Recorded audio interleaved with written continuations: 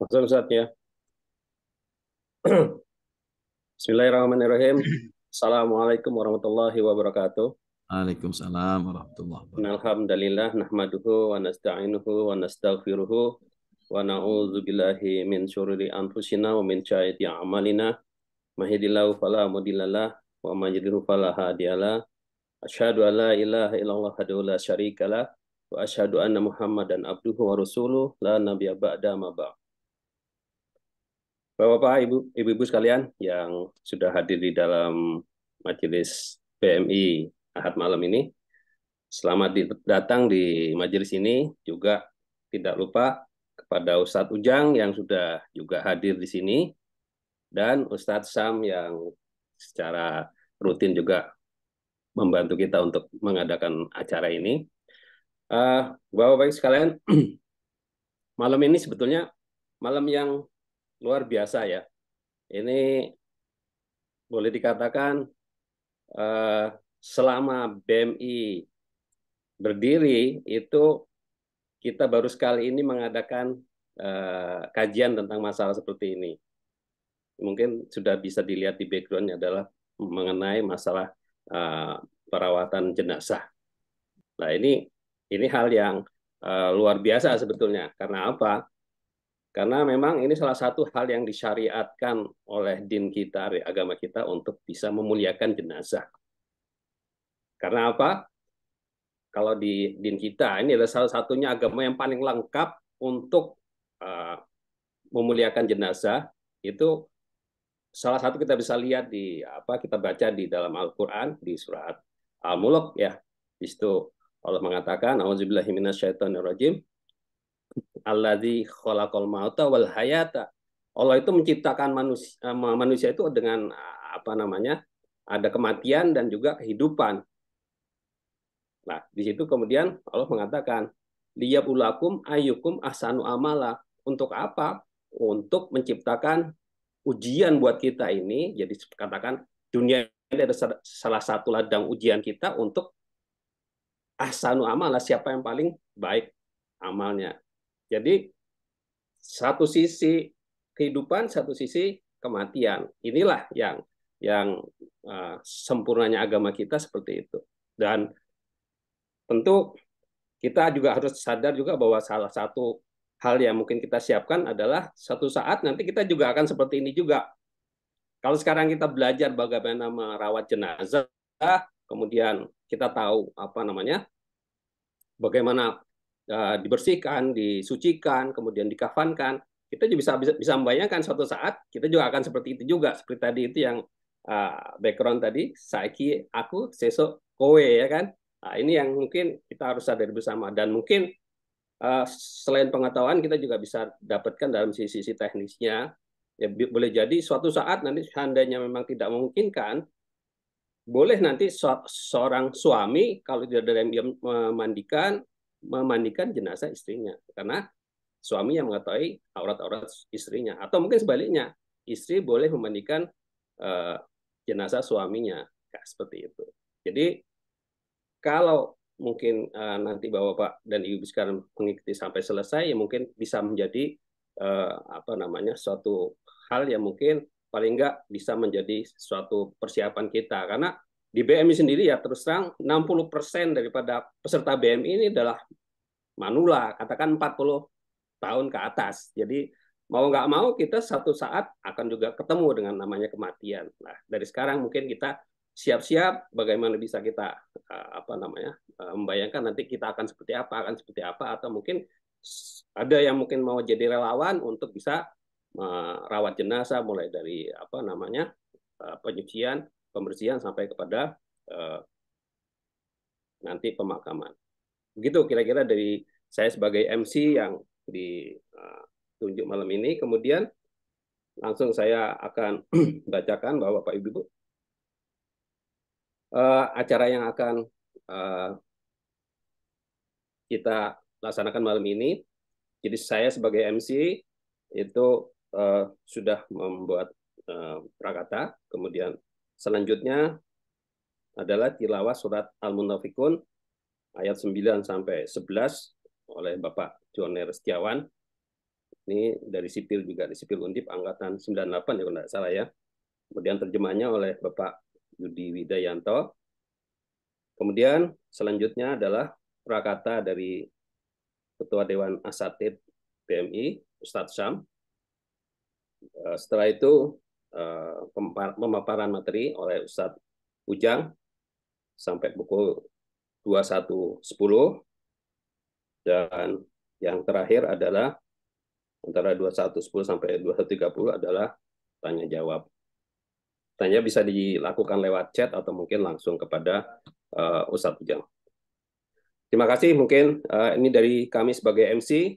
Waktu selanjutnya kami serahkan kepada Mas Joner Setiawan untuk membacakan tilawah surat Al-Munafikun ayat 9-11. Badal. Bismillahirrahmanirrahim. Assalamualaikum warahmatullahi wabarakatuh. Waalaikumsalam warahmatullahi wabarakatuh.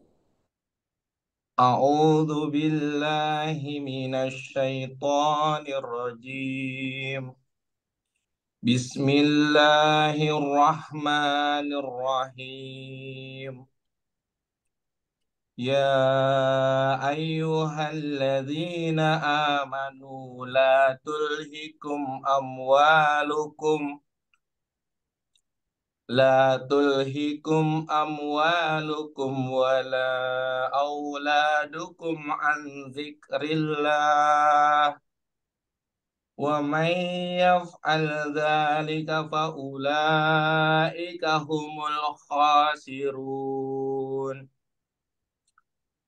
وأنفقوا مما رزقناكم من قبل أن يأتي أحدكم الموت فيقول رب لولا أخرتني إلى أجل قريب فأصدق وأكن من الصالحين ولن يؤخر الله نفسا إذا جاء أجلها والله خبير بما تعملون صدق الله العظيم.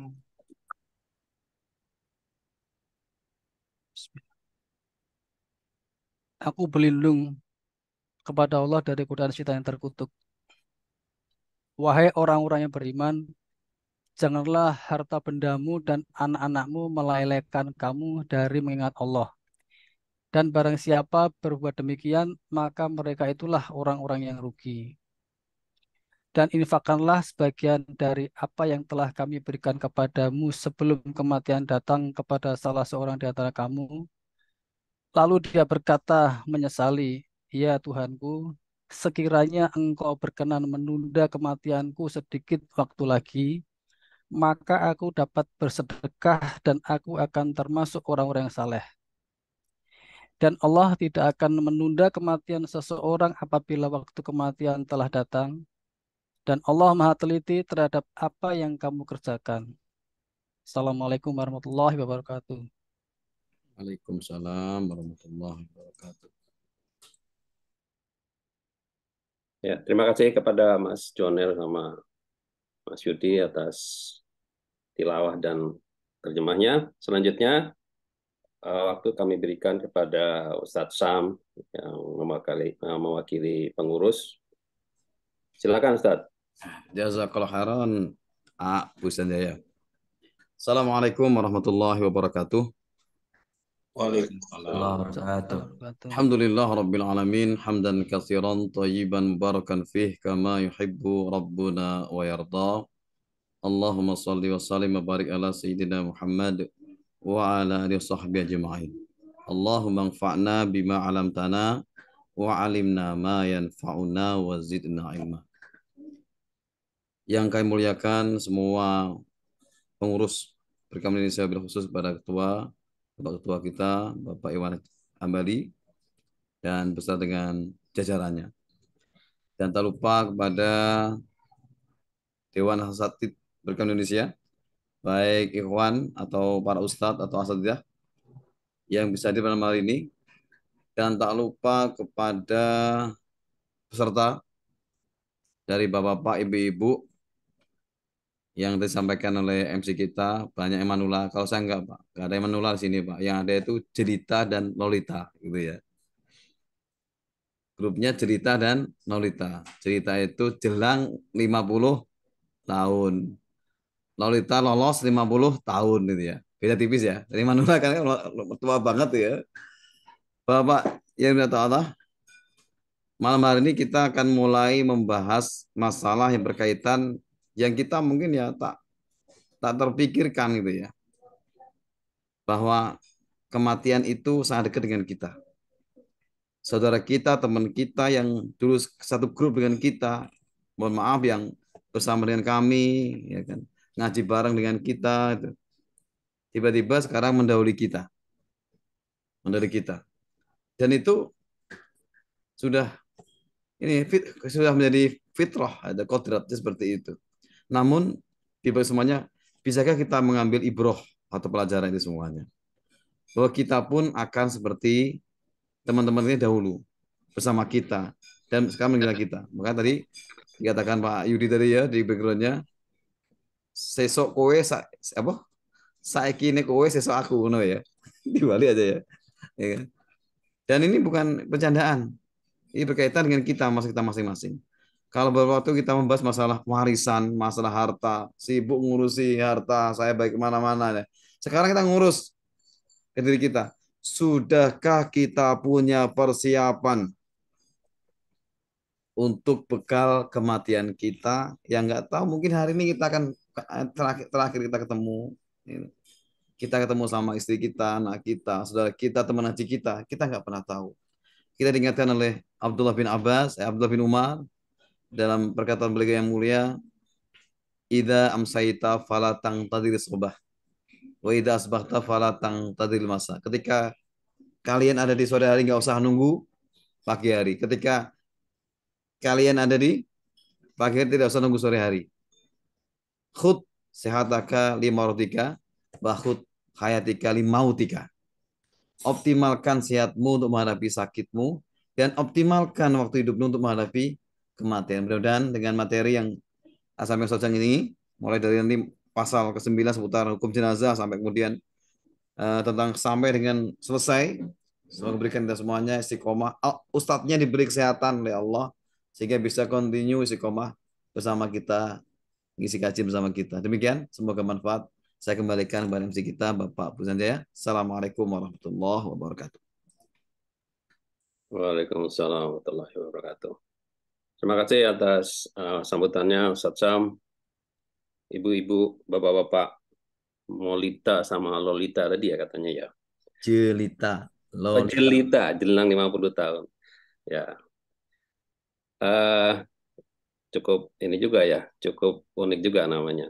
Tapi itu menyadarkan kita bahwa memang kita tidak bisa tidak tetap mengikuti sunatullah, kita akan tetap menjadi tua. Nah, gitu. Jadi selanjutnya akan langsung kita pada acara inti. Ustadz Ujang, sehat Ustadz? Alhamdulillah sehat-sehat. Alhamdulillah berkat doa dari semuanya ini Bapak Ibu. Alhamdulillah sehat walafiat insyaallah. Ya, mungkin ini kami siap untuk menerima arahan atau mungkin materi-materi Ustadz Ujang untuk yang sesuai dengan yang sudah dijadwalkan seputar jenazah Ustadz. Hanya mungkin ya ini baru pemanasan ya Ustadz ya, nggak mungkin semua selesai kan, karena ini masalah. Iya. Kalau nanti sesuaikan dengan waktunya insyaallah. Ya mungkin tergantung nanti akan dilanjutkan kepada materi berikutnya atau enggak, tapi yang jelas bahwa kita semoga dalam majelis kali ini bisa fokus untuk bisa menerangkan apa yang diberikan oleh Ustaz Ujang. Terima kasih Ustaz, silakan langsung tafadhol. Jazakumullah khairan, barakallahu fikum. Mohon izin semuanya Bapak Ibu, para ustazah, para asatidzah. Bismillahirrahmanirrahim. Assalamualaikum warahmatullahi wabarakatuh. Waalaikumsalam Waalaikumsalam warahmatullahi warahmatullahi wabarakatuh. wabarakatuh. Innal hamdalillah nahmaduhu wa nasta'inuhu wa nastaghfiruh wa natubu ilaihi wa na'udzu billahi min syururi anfusina wa min sayyiati a'malina may yahdihillahu fala mudhillalah wa may yudlil fala hadiyalah. Asyhadu an la ilaha illallah wahdahu la syarikalah wa asyhadu anna Muhammadan abduhu wa rasuluhu alladzi la nabiyya wa la rasula ba'dah. Subhanaka la ilma lana illa ma 'allamtana innaka antal alimul hakim. Allahumma bika amsayna wa bika asbahna wa bika nahya wa bika namut wa ilaika al-masir. Amma ba'du. Alhamdulillah wa syukurillah Bapak Ibu, para ustadz, para asatidzah, ustadzat yang semuanya insyaallah dirahmati dan dimuliakan oleh Allah Subhanahu wa taala. Mengawali majelis ilmu ini kita bersyukur kepada Allah hadirkan hati, pikiran, semua bahkan anggota tubuh kita dalam rangka meniatkan ini bersyukur kepada Allah Subhanahu wa taala. Karena kalau kita renungkan dalam-dalam banyak sekali kenikmatan yang Allah berikan kepada kita, bil khusus nikmat iman, nikmat Islam, nikmat sehat walafiat, ya, termasuk nikmat bisa hadir di majelis ilmu. Ini adalah jalan paling mudah yang Allah berikan fasilitasnya, wahananya kepada kita untuk bisa sampai kepada maradhatillah, ridhonya Allah, bahkan insyaallah ke jannatillah, surganya Allah Subhanahu wa taala. Berdasarkan hadis Rasulullah sallallahu alaihi wasallam, man salaka tariqan yaltamisu fihi ilman sahalallahu lahu bihi tariqan ilal jannah. Siapa yang menempuh jalan untuk menuntut ilmu, ya maka Allah akan mudahkan jalan menuju surganya Allah Subhanahu wa taala. Jadi niatkan ini, mudah-mudahan cara kita mendapatkan ridha Allah, ampunan Allah, dan bisa menjadi wasilah kita mendapatkan surganya Allah Subhanahu wa taala. Salawat dan salam kita banyak baca kepada Nabi kita Nabi Muhammad Sallallahu alaihi wasallam. Terlebih Bapak Ibu, ini kita berada di bulan Rabiul Awal yang disepakati oleh para ulama bulan dilahirkannya baginda Rasulullah Sallallahu alaihi wasallam. Beliau lahir di hari Senin. Menurut mayoritas riwayat adalah pada 12 Rabiul Awal, tapi ada beberapa ulama yang menghitung mundur dengan kalender. Nampaknya kalau hari Senin nggak bisa tanggal 12 tapi tanggal 9, ya. Tapi kita semua insya Allah mencintai Allah, mencintai Rasulullah, beriman kepada Allah, beriman kepada Rasulullah, dan mudah-mudahan kita semua insya Allah istiqomah, wafat dalam keadaan husnul khatimah. Amin amin ya rabbal alamin. Bapak Ibu yang dirahmati Allah Subhanahu wa taala, sudah menjadi ketentuan Allah bahwasannya kehidupan ini baik nanti secara keseluruhan ataupun secara sebagian-sebagian parsial akan berakhir. Itulah yang disebut dengan al-maut, yaitu kematian. Kalau tadi Ustadz Syam menyebutkan, ya di antara kita sudah ada yang lolita, ya lolos 50 tahun bersyukur kepada Allah. Termasuk yang muammarin, Allah berikan kesempatan umurnya dipanjangkan, ya. Tapi jangan sampai lalai, karena sebaik-baik manusia kata Rasulullah, man tala umruhu wa hasuna amaluhu. Umur panjang saja tidak cukup, tapi harus kita tambah dengan hasuna amaluhu, perbanyak melakukan amal soleh. Ada di antara kita yang jelita, ya jelang 50 tahun, ya 40 sekian mendekati, ya. Nah, kalau seperti saya mungkin bahkan nggak jelita, nggak lolita, tapi balita. Nah, belum tentu sampai 50 tahun. Yang namanya umur ya kan nggak ada yang tahu. Boleh jadi ya ada yang lebih muda tapi meninggalnya lebih awal. Ini semuanya sudah ajalun musamma, digariskan oleh Allah, dan yang paling penting bukan kematiannya tapi bagaimana kondisi kita, cara kita ketika nanti meninggal. Makanya pada malam hari ini insya Allah kita akan membahas tentang hal-hal yang harus dilakukan dari mulai kita sakit, apalagi sudah ada firasat, indikator perasaan. Ya biasanya ada orang-orang tertentu yang sudah merasakan, makanya ada syariat nanti dalam bab muamalah ada wasiat, ya, bahwa dia sudah dekat dengan ajalnya. Itu biasanya ada, ya. Dan semakin orang kuat hubungannya dengan Allah, ingatannya dengan akhirat, itu biasanya tanda-tanda itu benar, ya. Biasanya orang kalau meninggal ada tanda-tanda, ya. Al-Madah al-Ula, bab terkait dengan ahkamul janaiz. Materi yang pertama adalah fima yambaghi, terkait dengan hal-hal yang harus disiapkan, dikerjakan, ya. Miladun marad ilal wafah, dari semenjak sakit sampai nanti meninggal. Ya, jadi Bapak Ibu yang namanya mati, suka tidak suka, mau tidak mau pasti akan. Ya, makanya Islam sudah itu kata putus, sudah pasti. Kita mau mati, percaya nggak percaya, suka tidak suka pasti. Makanya ini yang akan kita bahas, persiapan apa kalau ada di antara kita yang sakit, apalagi sakitnya sudah mendekati kepada kematian, supaya meninggalnya dalam keadaan apa? Husnul khotimah. Nah, ada 12 hal yang disebutkan oleh Syekh Abu Bakar Jabil Al-Jazairi dalam kitab Minhajul Muslim. Coba kita akan bahas ini satu persatu. Kalau hatam nanti 12 sudah saya, alhamdulillah. Kalau belum, insya Allah nanti kita bagi 2 sesi. Ya. Yang pertama, yang harus dilakukan dari semenjak kita sakit, kata beliau yang paling utama adalah wujubus sabri, keharusan bersabar. Ya. Jadi siapapun kita yang diuji sakit, baik itu sakit biasa atau bahkan sakit mendekati kematian, karena siapapun orang yang meninggal pasti akan merasakan sakit, minimal sakaratul maut. Sakitnya yaitu sakaratul maut. Yang kalau kita baca, jangankan kita manusia biasa, Nabi kita, beliau adalah kekasih Allah, orang pilihan, itu ketika mau meninggal merasakan yang namanya sakaratul maut, dan itu sakitnya luar biasa. Sampai-sampai ada dialog antara beliau Shallallahu Alaihi Wasallam dengan putrinya yang bernama Fatimah. Dan Fatimah ketika melihat Rasulullah sakit luar biasa, sedih luar biasa. Tapi kata Rasulullah, la karba ba'dal yaum, tidak usah bersedih karena tidak akan ada sakit setelah ini. Ya, nah, ini makanya kita siapkan, dan yang pertama persiapannya ketika sakit maka harus bersabar. Ya, bagaimana cara bersabarnya? Yang bagi lil muslim, diwajibkan, diharuskan bagi seorang muslim, idza nazala bihi dhurrun, apabila ditimpa sesuatu madarat. Madarat itu sesuatu yang tidak mengenakan, nah, termasuk sakit.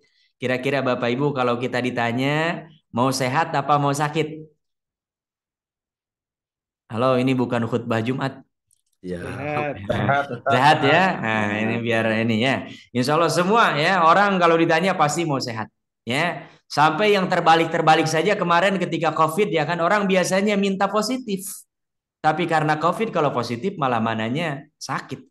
Kita semua berharapnya mudah-mudahan keluarnya negatif gitu. Karena ini sudah sunnatullah, fitrahnya manusia ingin sehat ya. Nah, tapi kalau ada ditimpa ya, diberikan ujian oleh Allah berupa madarat, an yasbir, hendaklah dia bersabar. Fala yatasakhat, jangan ada yang namanya murka ya kepada Allah. Kita berburuk sangka kepada Allah, apalagi sampai umpamanya mengungkapkan ungkapan-ungkapan yang tidak layak keluar dari seorang muslim, orang yang beriman kepada Allah Subhanahu wa taala. Ya, harus sabar. Wala yuzhirul jaza', dan tidak boleh menampakkan kalau dia ini tidak bersabar atau seolah-olah sakit ini adalah sesuatu hal yang tidak ada manfaatnya ya. Makanya dalam Islam orang sakit itu insya Allah dapat pahala kalau sabar, karena sakit bisa menjadi kafarah, menggugurkan apa? Dosa ya, harus sabar. Kenapa? Karena Allah Subhanahu wa taala idza amara Allahu wa rasuluhu bisabri, karena bersabar adalah perintah Allah dan Rasulnya. Ya, jadi kalau ada umpamanya kita suruh sabar, kenapa? Jawabannya Allah dan Rasul memerintahkan kita supaya apa? Bersabar. Ya, fi ghairi ma ayatin wa hadis, dalam banyak ayat ataupun dalam banyak hadis Rasulullah Shallallahu Alaihi Wasallam. Ghairu annahu, tapi sabar pun bukan berarti kita tidak boleh mengucapkan kalimat-kalimat. Ya, nah, kata beliau boleh, la ba'sa, dibolehkan, tidak mengapa, an yaqulal marid, orang yang sedang sakit itu, idza suila an halihi, ditanya keadaannya. Umpamanya kan kita kalau sedang sakit ditanya gimana keadaannya, apa kabar, gimana rasanya gitu ya. Walaupun sebagian ada yang kadang-kadang sakit aja masih bisa bercanda gitu ya. Gimana mau bisa dirasain, kagak bawa jeruk katanya. Yang ada sepet. Nah, ini ya. Nah, ini boleh mengatakan, bukan kalau sakit diem saja ya. Boleh mengatakan inni marid, saya sakit. Ya, aubi alam, saya ditimpa penyakit. Ya, walhamdulillahi ala kulli hal. Nah, dan ini jangan lupa selalu kita mengucapkan apa? Alhamdulillah, segala puji dan syukur hanyalah milik Allah dalam kondisi apapun, termasuk dalam kondisi apa? Sehat. Ya, makanya kalau dapat kenikmatan, kata Rasulullah, ucapkan Alhamdulillahilladzi bi ni'matihi tatimmu sholihat. Ya, tapi kalau kita ada sesuatu yang tidak mengenakan, termasuk ini sakit, ya, tetap ucapkan alhamdulillahi ala kulli hal. Segala puji bagi Allah dalam kondisi apapun, ya. Jadi ini yang pertama harus sabar. Dan sabar ini pahalanya besar, makanya jumlah nabi dan rasul ada 124.000 Bapak Ibu. Ya, tapi ada 5 rasul yang memang ini memiliki kekhususan disebutnya dengan ulul azmi. Ya, karena mereka tingkat kesabarannya dalam berdakwah, menyampaikan risalah Allah, menjalani hidup tingkat tinggi ini, tingkat dewa, ya kesabaran mereka. Siapa saja? Nabi Nuh alaihissalam. Ya, makanya dalam Al-Qur'an ada surah Nuh. Ya, kemudian Nabi Ibrahim alaihissalam, makanya dalam Quran ada surah apa? Ibrahim alaihissalam. Ya, kemudian Nabi Musa alaihissalam, nabi yang paling banyak disebutkan dalam Al-Qur'an Nabi Musa, walaupun tidak ada surah Nabi Musa, tapi ada surah Bani Israel, surah Al-Baqarah, itu banyak menceritakan tentang siapa? Nabi Musa alaihissalam. Kemudian ada Nabi Isa alaihissalam. Ini juga sampai-sampai ada surah nama ibunya itu surah Maryam. Jadi Nabi Isa termasuk juga Nabi yang disebutkan banyak dalam Al-Quran. Dan yang terakhir adalah Nabi kita Nabi Muhammad Sallallahu Alaihi Wasallam. Ini mereka semuanya termasuk ulul azmi, 5 orang yang khusus. Kenapa? Penjelasan para ulama diantaranya adalah karena memang mereka sabarnya luar biasa, ya. Jadi ini kita yang pertama ketika sakit, ya, harus wajib hukumnya apa? Bersabar dan insya Allah mendapatkan pahala, ya. Kemudian yang kedua, Bapak Ibu yang dirahmati Allah Subhanahu wa taala, istihbabut tadawi. Dianjurkan, disarankan, direkomendasikan dan mendapatkan pahala dalam Islam adalah untuk melakukan pengobatan. Ya, jadi sabar ketika sakit bukan kita udah diem aja. Ya, yang ada kemungkinan sembuh secara ilmu kedokteran yang tidak menggunakan ilmu-ilmu yang tidak dibolehkan dalam Islam. Ya, seperti yang akan kita bahas di nomor 4, seperti apa kita pakai jimat-jimat yang nggak boleh. Jadi berobat silahkan, boleh. Ya, bahkan dianjurkan. Makanya di sini yustahabul lil muslimil marid, disukai, sangat dianjurkan bagi seorang muslim yang sedang dalam kondisi sakit, at-tadawi bil adwiyatil mutahah, berobat dengan pengobatan yang memang tersedia dan ada sekarang. Ya, kalau sekarang yang umum, ya, dan insya Allah mudah-mudahan tidak ada yang mal-mal praktek, ya. Ini termasuk zolim, dosa besar itu, ya. Orang menzolimi orang lain. Kalau umpamanya ada dokter yang dia tidak memiliki izin atau tidak di bidangnya, melakukan pengobatan bukan membantu menyembuhkan, tapi justru malah mendatangkan madorot yang lebih besar, ya. Jadi ini boleh dengan istilah sarang kedokteran umum, boleh dengan herbal, ya, boleh dengan pengobatan tradisional, ya, ada dengan obat-obatan yang ada di sekitar kita. Nah, selama tidak dilarang dalam syariat, maka itu silakan, bahkan sangat dianjurkan. Kenapa? Liqaulihi sallallahu alaihi wasallam, berdasarkan hadis dari Rasulullah sallallahu alaihi wasallam yang ini diriwayatkan oleh Imam Hakim dalam kitab beliau yang terkenal namanya Al-Mustadrak. Dan kata Imam Hakim hadis ini sahih, ya. Apa kata Rasulullah? Innallaha, sesungguhnya Allah, lam yunzil, tidak menurunkan, daun, satu penyakit, illa anzalalahu, kecuali menurunkan bersamaan dengannya syifaan, yaitu penyembuhnya, obatnya. Maka kata beliau, fatadawau, maka kalian hendaklah berobat. Nah, ikhtiar, gitu, ya. Walaupun dalam akidah kita yang namanya berobat tidak bisa otomatis menyembuhkan, ya, karena yang namanya kesembuhan itu mutlak hanya di tangan siapa? Allah Subhanahu wa taala, ya. Tapi ini bagian daripada ikhtiar, ya, bagian daripada syariat, dan kalau ini diperintahkan, dianjurkan, maka ketika kita menjalankan, insya Allah kita akan mendapatkan pahala. Hanya beliau di sini memberikan catatan, ghairu annahu la yajuz. Akan tetapi pengobatan ini ada yang dilarang. Ya, seperti halnya apa? At-tadawi bil muharram. Berobat dengan hal-hal yang memang diharamkan oleh Allah.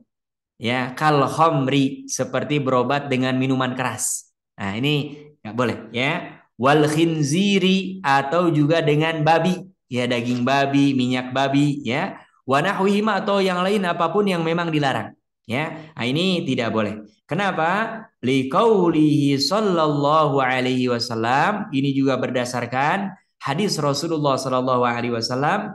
Innallaha, sesungguhnya Allah, lam yaj'al syifaakum, tidak menjadikan kesembuhan kalian, fima harrama alaikum, pada hal-hal yang diharamkan atas kalian. Rawahul Baihaqi. Hadis ini diriwayatkan oleh Imam Baihaqi dalam kitab beliau As-Sunan Al-Kubra, ya. Jadi ini kalau ada yang berobat dengan cara yang haram, tinggalkan, nggak usah.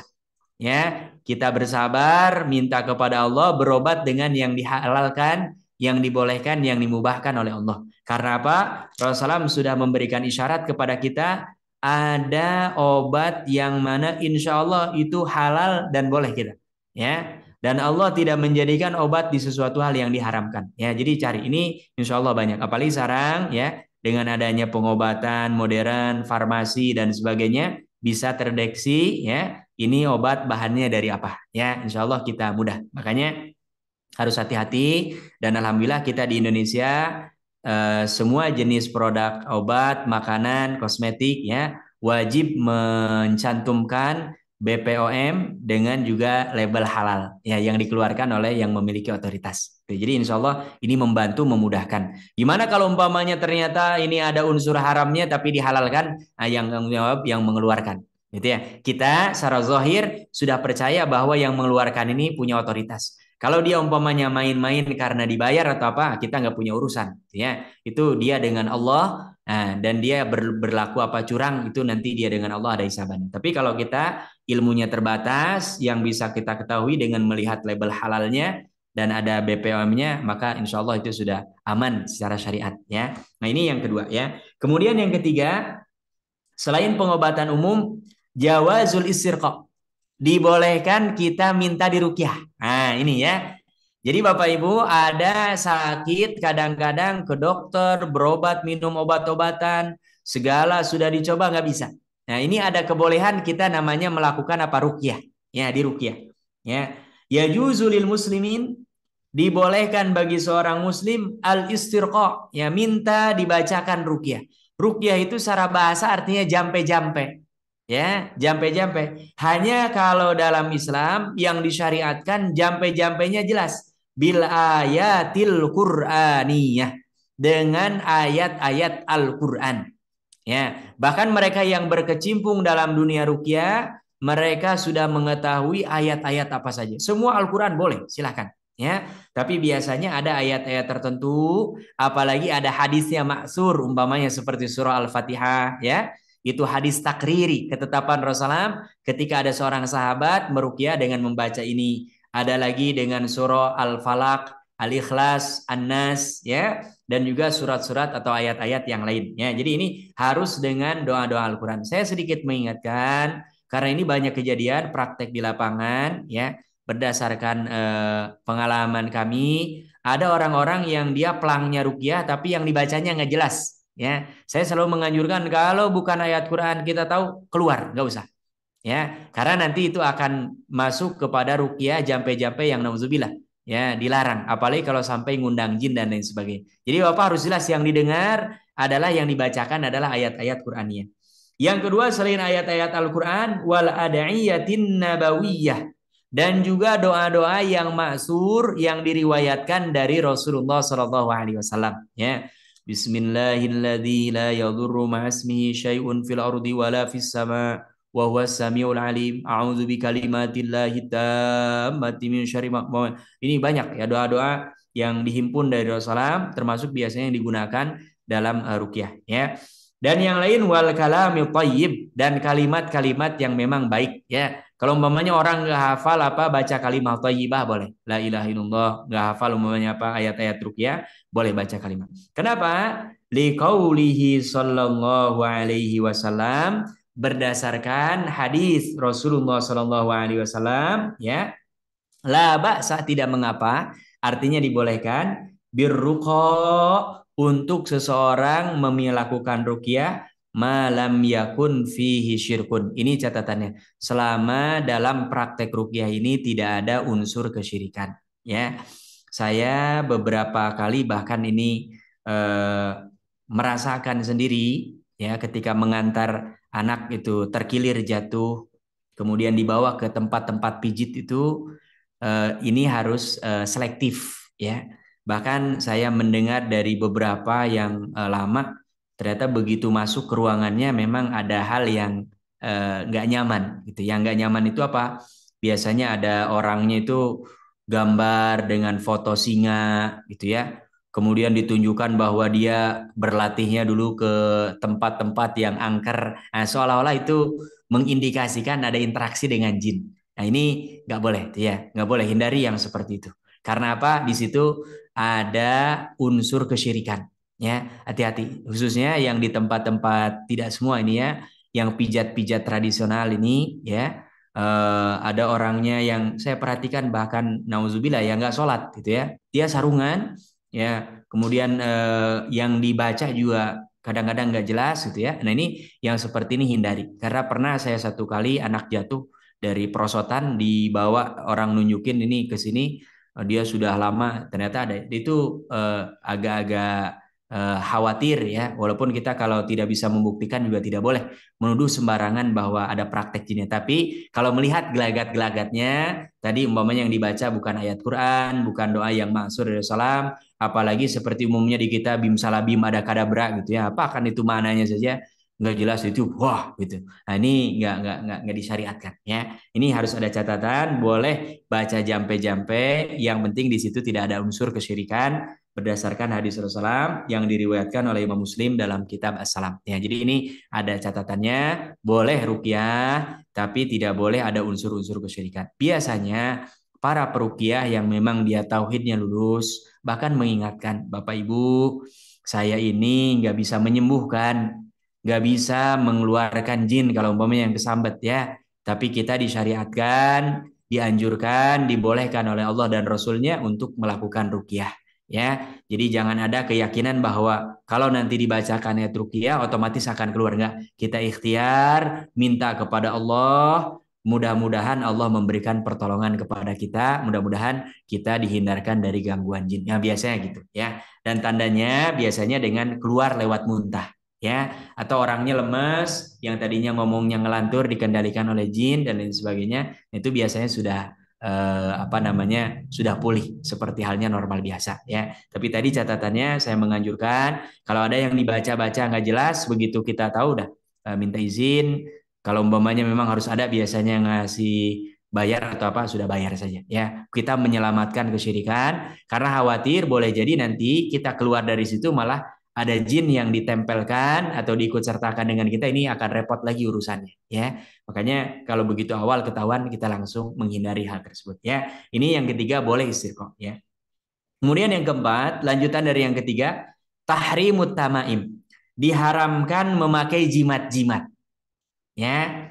Wal azaim, termasuk kalung, gelang atau apapun, ya, yang ditempelkan. Karena ini apalagi di kita banyak keyakinan-keyakinan orang tua dulu, ya. Umpamanya saya dulu masih kecil, walaupun saya nggak terlalu ingat kalau saya pakai apa enggak, ya. Tapi saya waktu kecil ingat di lingkungan sekitar itu ada yang pakai kalung bulat itu, dan diyakini orang-orang di situ bahwa anak yang nggak dikasihkan kalung itu mudah rentan sakit, gitu. Nah, ini sudah bermasalah, ya. Seolah-olah kalau nggak pakai kalung ada jaminan apa? Sehat.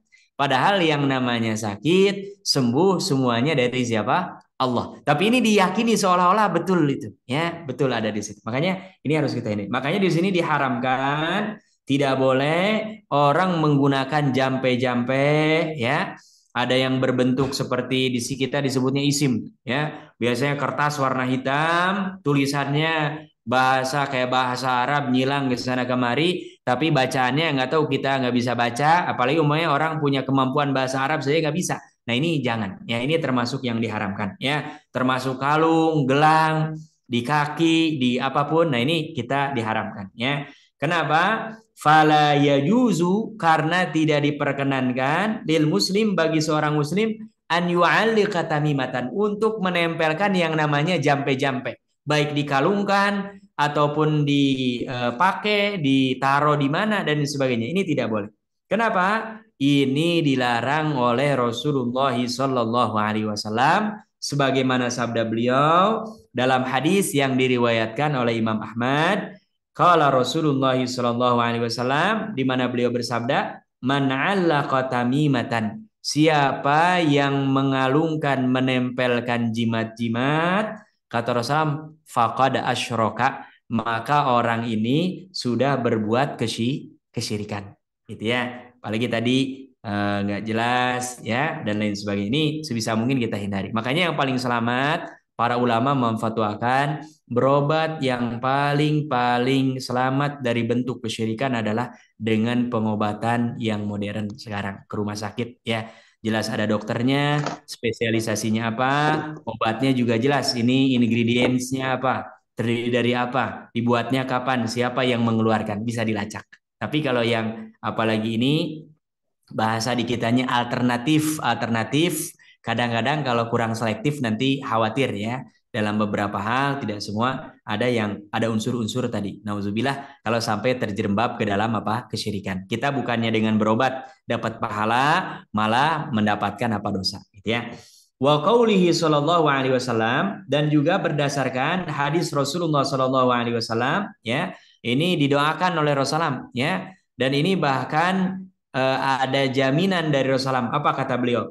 Man 'allaqa tamimatan, siapa yang memasang jampe-jampe, fala atammallahu lah, maka Allah tidak akan menyempurnakan.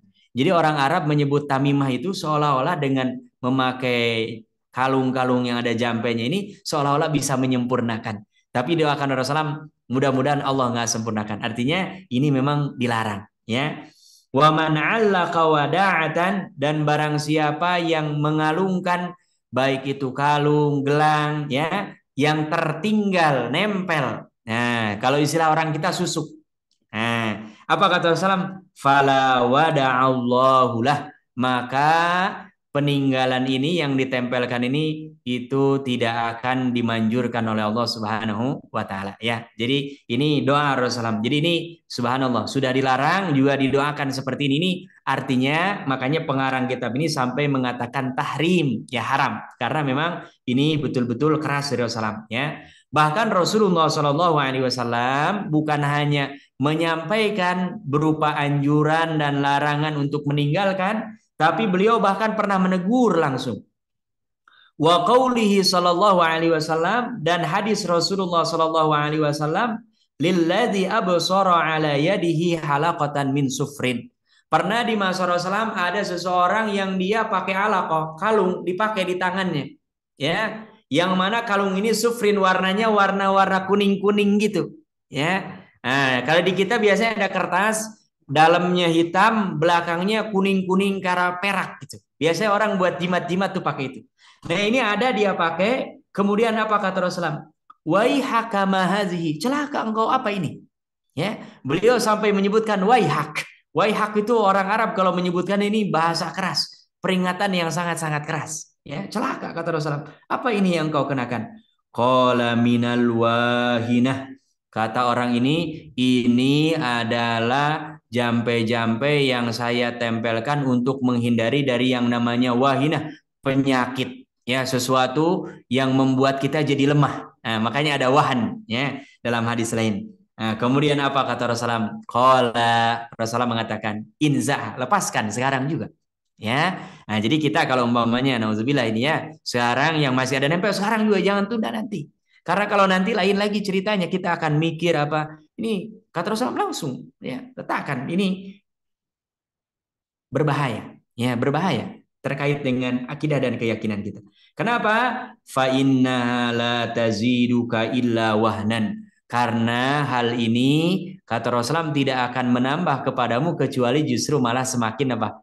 Semakin hina, semakin lemah gitu. Jadi biasanya orang pakai jampe-jampe ini biar kuat, ada indera keenam dan sebagainya. Kata Rasulullah justru ini akan membahayakanmu dan membuatmu jadi lemah dan terhina, ya. Wa innaka, dan ini yang lebih berbahaya yang ada kaitannya dengan bab kita. Dan jika engkau mati meninggal wahya alaika, dan barang ini masih nempel di tangan, ya, maaflah abadan, kata Rasulullah, engkau tidak akan pernah yang namanya merasakan keberuntungan sama sekali, baik di dunia apalagi nanti di akhirat, ya. Makanya saya selalu ingatkan yang pernah berinteraksi dengan jin, datang kepada dukun, datang kepada paranormal supaya naik jabatannya, supaya berkembang bisnisnya, supaya diluluskan ujiannya, copot, hilangkan sekarang, buang jauh-jauh, ya. Percaya kita kepada Allah, lakukan ikhtiar maksimal, tawakal kepada Allah, itulah insya Allah takdir yang terbaik. Tapi kalau yang ada yang melakukan ini, ya, apalagi tadi berupa benda, sebagian ada yang ditaruh di genteng rumahnya, di kamarnya, bahkan harus ngasih makan ini, ngasih itu, tinggalkan sekarang, ya. Buang jauh-jauh dan jangan ada pikiran kita kecuali kita yakin iyyaka na'budu wa iyyaka nasta'in. Kepadamu ya Allah, kami hanya kepadamu beribadah dan hanya kepadamu kami meminta apa?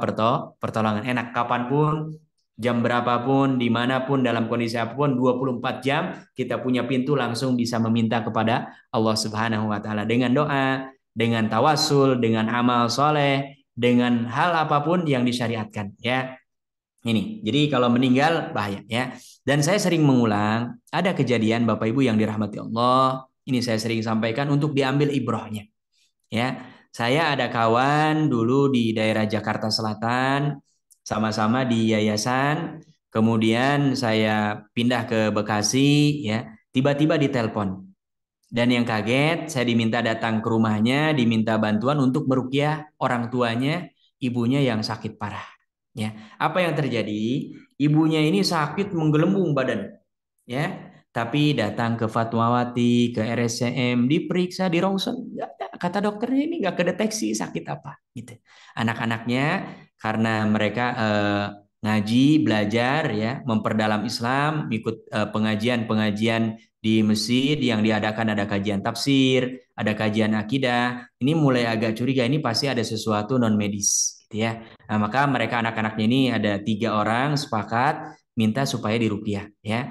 Saya sebetulnya termasuk yang tidak berusaha untuk meruqyah, ya, karena memang nggak punya ilmu secara basic langsung belajar terkait dengan ruqyah. Tapi dulu karena kita satu asrama, ada kawan itu yang memang dia ditugaskan untuk bergabung di apa namanya, yang komunitas Ustadz Junaidi itu, lupa saya namanya, ya, dan ditugaskan memang ahli di bidang itu. Saya sering berdialog, diskusi, dan kadang-kadang menceritakan karena penasaran, gitu ya, dan diajari bagaimana caranya. Akhirnya saya datang ke daerah Jonggol di Grogol, Depok situ, ya. Kemudian ditanya-tanya, ternyata memang ibu ini pernah interaksi dengan jin.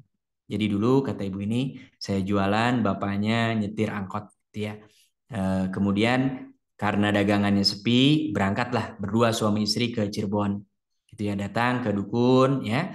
Kemudian dikasih susu, kata ibunya dipasang di bagian hidung sini, gitu ya.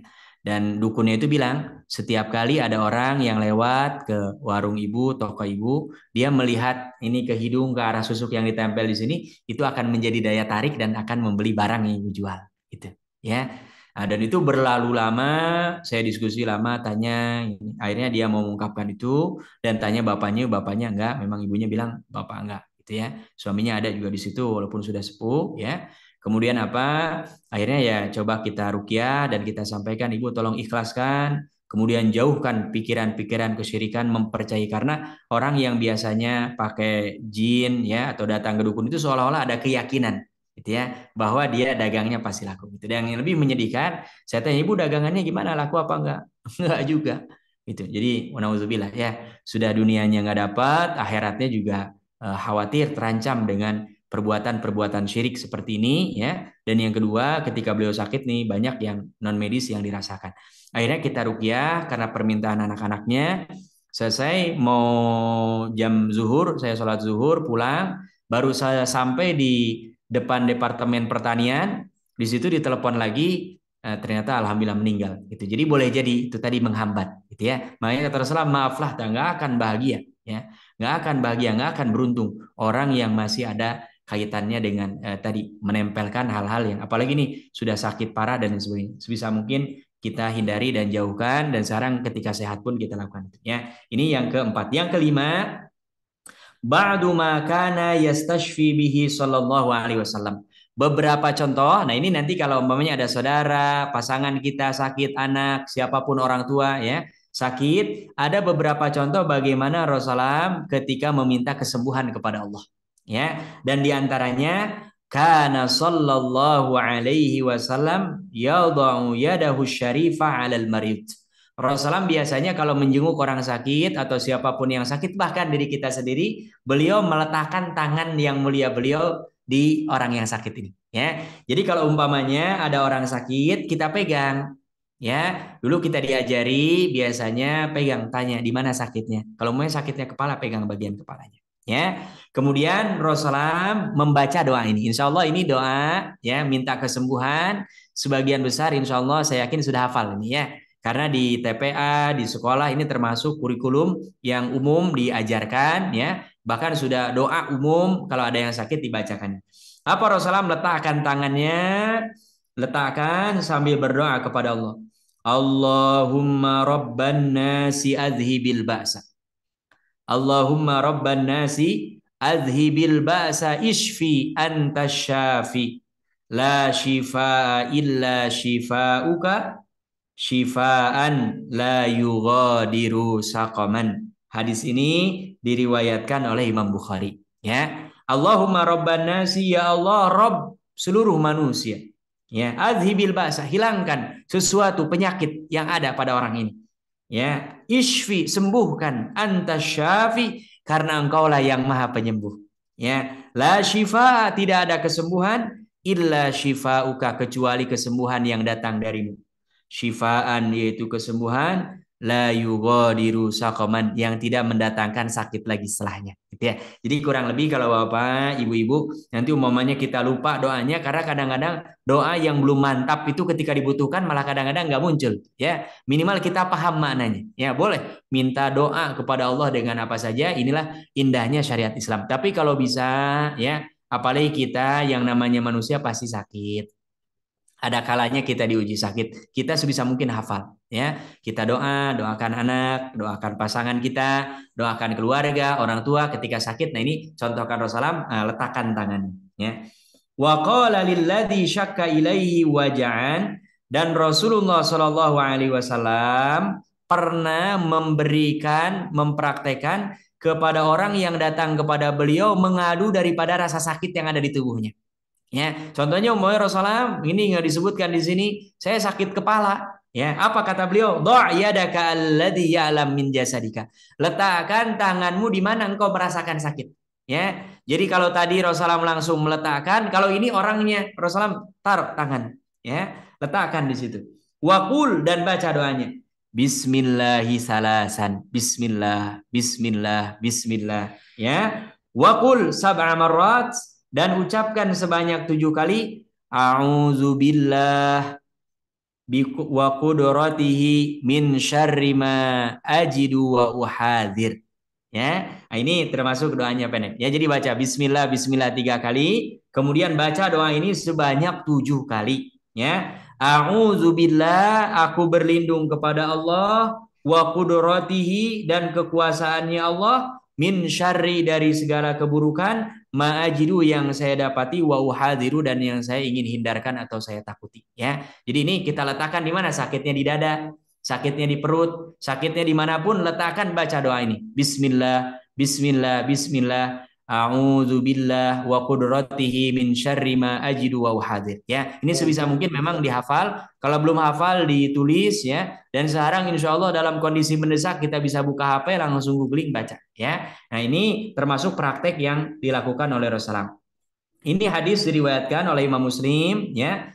Kama rawa Muslim aydan, ada riwayat lain juga diriwayatkan oleh Imam Muslim anna Nabiyya sallallahu alaihi wasallam, bahkan ini nabi kita Nabi Muhammad sallallahu alaihi wasallam ishtaka, beliau mengadu, ya mengeluh, ya. Faraqahu Jibril alaihi salam, diruqyah langsung oleh malaikat siapa? Malaikat Jibril, ya. Jibril salam diruqyah oleh malaikat Jibril, ya. Dan apa? Malaikat Jibril membaca, Bismillahi arqika min kulli syai'in yu'dhika wa min syarri kulli nafsin aw aini hasidin Allahu yashfika bismillahi arqika. Ya, ini doanya agak panjang ya dan kurang familiar, tapi ini yang dibacakan oleh malaikat Jibril, doanya kepada Rasulullah ketika meruqyah, ya, mendoakan Rasulullah sallallahu alaihi wasallam. Bismillah, dengan menyebut nama Allah, arqika, saya meruqyahmu. Min kulli syai'in, dari segala sesuatu, yu'dzika, yang menyakitimu, mendatangkan bahaya bagimu, kepada Nabi SAW. Wa min syarri kulli nafsin, dan dari keburukan setiap jiwa, baik itu jin, manusia, ya. Kalau ada yang menginginkan keburukan kepada Rasulullah, kata malaikat Jibril, dengan menyebut nama Allah, saya meruqyahmu. Aw aini hasidin, atau dari mata yang hasud. Nah, ini maksudnya tadi ada orang nggak suka dengan kita, nah dia pergunakan jin, kirim sesuatu. Nah, sehingga kita nggak nyaman, sakit dan sebagainya. Ya. Ini banyak, ya. Allahu yashfika, Allah yang akan menyembuhkanmu. Bismillah, dengan menyebut nama Allah, arqika, saya meruqyahmu. Ini yang dibacakan oleh malaikat Jibril, ya, ketika meruqyah Nabi kita Nabi Muhammad sallallahu alaihi wasallam. Ya, jadi ini ada beberapa doa, paling tidak yang masyhur tadi yang pertama, ya. Sebisa mungkin kalau sakit baca doa ini doa maksur, boleh baca doa apapun, tapi kalau yang maksur ini yang lebih diutamakan, karena apa? Qaminun an yustajab, lebih dekat kepada dikabulkan oleh Allah Subhanahu wa taala, gitu ya. Ini yang keberapa? Yang kelima. Beberapa cara contoh bagaimana meminta kesembuhan yang dilakukan oleh Nabi Shallallahu alaihi wasallam. Kemudian yang keenam, jawaz, dibolehkan istitbabil kafiri wal mar'ah. Kita berobat kepada dokter sekalipun dokternya kafir ataupun perempuan. Ya, karena apa ini? Karena kondisi darurat ini tadi. Ya, saking apa, Allah Maha Rahman, Maha Rahim, ya. Kalau tidak ada umpamanya dokter yang muslim, dokter yang thiqah, mu'taman, ya. Orang kalau dokternya kafir, yang penting memang dia dokter beneran, ya, boleh kita. Apalagi umpamanya masyhur, dikenal, dia ahli di bidangnya, gitu ya, boleh kita, ya. Termasuk, ya, di sini ajma'al muslimun, kaum muslimin semua bersepakat ala jawaz, akan kebolehan mudawatil kafir, ya, berobat kepada orang kafir. Ya, jadi ini di masa Rasulullah, ya, tentu pengobatan belum sebagus sekarang, ya. Dan orang-orang Yahudi, orang-orang Nasrani, karena mereka sebelumnya ada peradaban Persia dengan Romawi, ya. Umumnya mereka agama ini lebih maju pada saat itu, ya. Nah, ini boleh, ya. Tapi dengan syarat, catatannya di sini idza kana aminan, kalau memang dokter ini amanah, ya. Saya mengingatkan ada seorang tokoh besar di bangsa ini, ya. Bahkan sekarang namanya dipakai NKRI, itu yang mencetuskannya adalah Dr. Muhammad Nasir, pendiri Dewan Dakwah. Bapak Ibu mungkin mengalami betul itu dulu, ya. Ketika beliau mau meninggal tahun 93, beliau dirawat di RSCM, itu hampir dibaptis. Hampir dibaptis. Ternyata dokternya kafir. Nah, ini hati-hati, ini nggak amanah. Yang seperti ini ada kemungkinan kita tahu dari awal, jangan, nggak boleh itu, ya. Dan itu sempat rame beritanya karena bagaimana tokoh sekaliber Muhammad Nasir. Beliau ini tokoh nasional, internasional, pendiri Dewan Dakwah, ya. Kemudian bahkan beliau pernah jadi Perdana Menteri. Ini ada ini dan itu benar. Karena orang kalau berobat kan hanya dia dengan dokter dalam ruangan, nggak ada yang tahu. Nah, ini hampir seperti itu, ya. Makanya diadukan dan memang pihak-pihak keluarga tidak ingin mempermasalahkan. Yang penting mereka sudah mengakui, ya. Tapi ini sempat jadi gunjang-ganjing. Makanya di sini ada catatan, boleh kalau memang bisa dipastikan atau kemungkinan besar, ya, kita sebagai manusia bahwa orang ini amanah. Artinya profesi dia memang dokter, ya, membantu orang yang sakit. Lil muslim, bagi orang. Wa ala jawazi mudawati rajuli bima, termasuk boleh seorang laki-laki diperiksa oleh dokter yang perempuan. Nah, ini ketika darurat tidak ada, ya. Tapi kalau masih ada sebisa mungkin kalau laki-laki dokternya laki-laki. Ya, tapi kalau nggak ada, apalagi cuma satu-satunya, ini boleh. Ya. Wal mar'ati lirrajul, termasuk pasiennya perempuan, kemudian dokternya laki-laki. Nah ini ketika tidak ada memang dibolehkan. Ya, saya pernah ditanya, dan ini kebetulan dokter laki-laki dan dia dokter kandungan. Ya, ini kan ketika melahirkan atau apa, saya bilang, Bapak justru kalau umpamanya memang darurat, apalagi nggak ada, insya Allah pahalanya berlipat-lipat. Hanya di sisi lain ada kemungkinan boleh jadi juga akan menghadirkan dosa di situ. Ketika kita umpamanya nggak amanah, membuka aib orang, ya, atau apalagi nauzubillah ya usil dan lain sebagainya, itu bisa jadi peluang dosa. Ya, tapi kalau tidak ada, dia profesi itu kerjakan dan niat karena Allah, insya Allah ini akan mendapatkan pahala. Dan ini dibolehkan fi hali darurah, ketika dalam kondisi darurat dan tidak ada lagi. Ya. Idza stakhdama Rasulullah sallallahu alaihi wasallam, karena Rasulullah sallallahu alaihi wasallam pernah menggunakan ba'dal musyrikina fi ba'di syu'un, ya, menggunakan, memanfaatkan meminta bantuan kepada orang-orang musyrik dalam beberapa perkara, ya, termasuk ya dalam beberapa hal, termasuk dalam masalah pengobatan. Jadi ini secara umum boleh, ya. Wa kana nisa'u sahabah, dan dalilnya kalau umpamanya yang perempuan boleh mengobati yang laki-laki adalah para perempuan di masa para sahabat Rasulullah, yudawinal jarha. Ketika ada kaum muslimin yang ikut perang, mereka terluka, yang mengobatinya adalah perempuan, ibu-ibu, sahabiah, gitu ya. Nah, jadi ini boleh fil jihad, ketika terjadi jihad ala ahdi Rasulullah sallallahu alaihi wasallam, di masa Rasulullah sallallahu alaihi wasallam, ya. Dan ini bahkan dilakukan di Masjid Nabawi, karena dulu Masjid Nabawi fungsinya bukan hanya sholat, pengajian, ya, termasuk ini ketika ada orang yang terluka, orang meninggal dan sebagainya, kalau ada yang perlu diobati, ditangani, diobati. Dan kebanyakan memang yang membantu adalah para muslimat, ya, perempuan, karena mereka memang tidak wajib jihad, ya. Ini nomor 6. Kemudian yang ketujuh, ya, saya kira ini yang terakhir, nanti kita akan lanjutkan di sesi yang kedua, ya, supaya tidak buru-buru, dan ini perlu kita praktekkan, ya, apalagi kalau sudah ada yang sakit dan lain sebagainya, ya. Ini mudah-mudahan kita senantiasa dijaga oleh Allah Subhanahu wa taala, ya. Yang ketujuh, jawaz, dibolehkan ittikhadul mahajiris sihiyah. Dibolehkan membuat atau membikin tempat-tempat yang khusus di situ untuk pemeriksaan orang yang memang sedang sakit. Artinya apa? Mengisolasi kawasan tertentu, ya. Makanya kalau ke rumah sakit kan ada aturannya.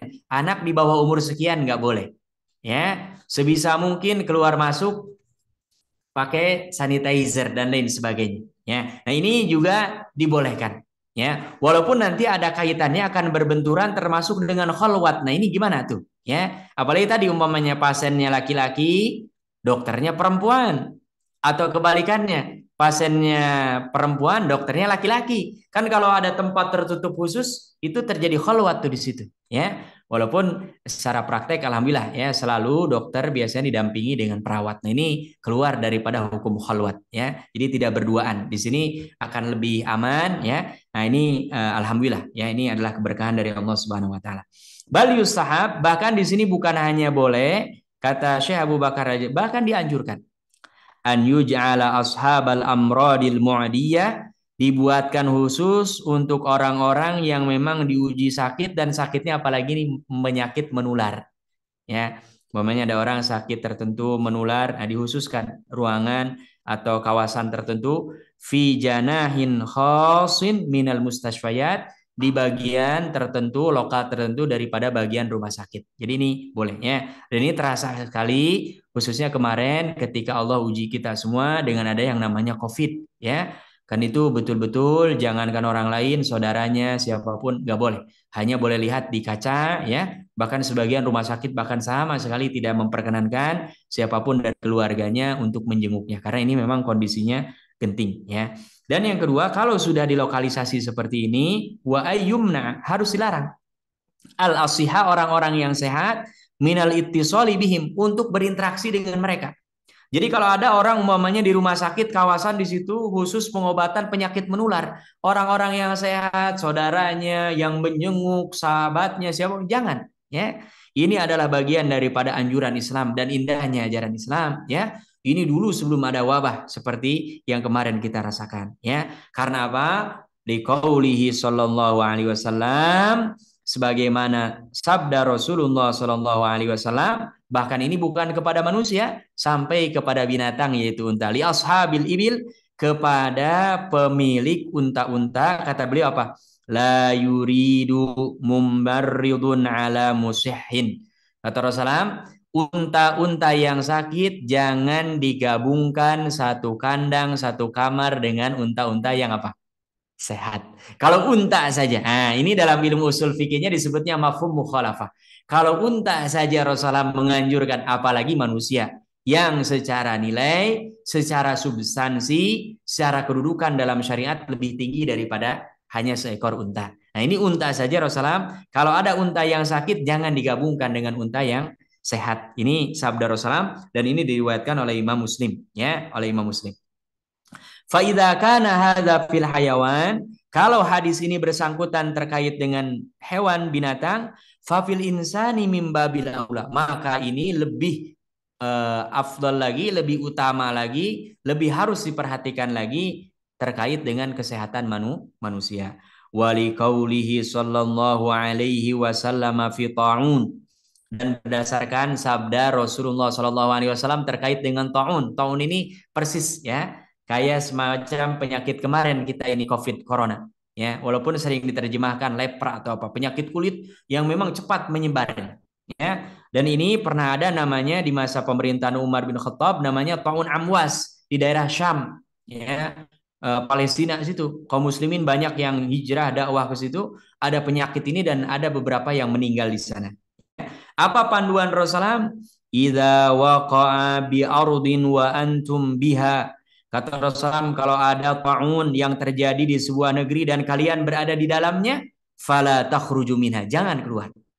Ini termasuk zalim ini. Pokoknya kita tahu nih punya penyakit ini menular. Kita justru malah sengaja ketemu orang supaya orang ini kena sakit.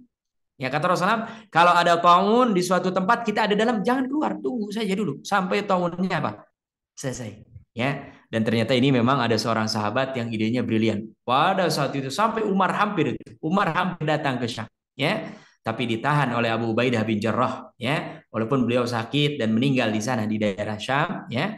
Nah, ini ternyata kaidahnya sudah disampaikan oleh Rasulullah. Umar biasanya nggak mau. Ketika disampaikan hadis ini, baru Umar itu tadinya sudah mau masuk, nggak jadi dia, ya. Wa idza waqa'a bi ardin, dan kalau ta'un terjadi di suatu bumi, suatu daerah, walastum biha, dan kalian tidak ada dalamnya, fala tahbitu 'alaiha, maka jangan masuk, ya. Jadi inilah yang kemarin disebut dengan apa? Lockdown, ya. Ternyata ini sudah diisyaratkan dalam hadis Rasulullah sallallahu alaihi wasallam, bahkan hadis ini diriwayatkan oleh Imam Ahmad dalam kitab Al-Musnad. Ya, jadi ini hadis Rasulullah. Wa amma qauluhu, dan adapun sabda Rasulullah, la adwa, tidak boleh ada yang namanya penyakit ditularkan. Jadi ini termasuk zalim, ya. Makanya saya bagian daripada ihsan, kalau batuk, pilek, apalagi ada keyakinan betul secara medis bisa menular, pakai masker, itu ihsan, ya. Tapi kalau ada orang sudah tahu punya penyakit, dia menular malah sengaja batuk ke hadapan orang. Nah, ini dia termasuk zalim. Makanya tidak boleh ada orang yang menyebarluaskan penyakit menular. Wala tiarota, dan termasuk tidak boleh mengundi dengan menggunakan apa? Burung. Karena dulu para orang Arab, ya, jahiliyah, mereka kalau mau pergi kapanpun lepas burung. Kalau lepasnya ke kanan, oh mananya ini. Kalau terbangnya ke kiri, oh mananya ini. Nah, ini disebutnya tiarah. Nah, ini kita nggak boleh. Kalau mau amal soleh, apapun jalan. Ikhlas karena Allah, kita berdoa minta pertolongan Allah Subhanahu wa Ta'ala, ya. Nah, di sini tidak boleh ada penyakit menular, ya, yang sampai-sampai dengan penyakit menular ini bisa menyebabkan banyak orang sakit. Kemudian yang terakhir, Bapak Ibu yang dirahmati Allah Subhanahu wa Ta'ala, bahkan Rasulullah, karena di Arab ini paling banyak binatangnya adalah unta, ya. Di sini beliau ditanya, wa qad su'ila 'anil jamali al-ajrab. Rasulullah pernah ditanya bagaimana terkait dengan unta yang kena jarob. Jarob itu penyakit kulit. Biasanya kita dulu di pesantren, karena orang banyak ngumpul, kadang-kadang kurang kebersihannya, ya. Ada penyakit-penyakit kulit tuh kayak borok gitu, ya. Alhamdulillah, saya termasuk yang pernah mengalami, tapi nggak parah. Ada beberapa teman-teman itu yang tangannya, jari-jarinya udah kayak mau copot gitu. Basah semua ya. Nah, ini penyakit jarob namanya, penyakit kulit. Nah, ini biasanya orang kalau tinggal di situ banyak ngumpul orang ada kemungkinan. Apalagi bak mandinya jarang dikuras, jarang dibersihkan ya. Ini kemungkinan besar. Makanya di pesantren, di sekolah yang memang di situ menginap ada kemungkinan walaupun alhamdulillah sekarang sudah berkurang. Nah, ini banyak penyakit kulit yang menimpa unta. Kemudian Rasulullah ditanya, faqala wa man a'dal awal. Kata Rasulullah, ini sumber awalnya dari mana? Ya. Jadi telisik supaya apa? Yang sudah kena ini dipisahkan dulu sampai betul-betul sakitnya apa? Nah, bisa dipastikan sudah tidak menular lagi. Nah, ini adalah ya riwayat-riwayat hadis-hadis Rasulullah ya, dan termasuk hal-hal yang harus kita lakukan dari mulai kita sakit sampai nanti kita meninggal ya.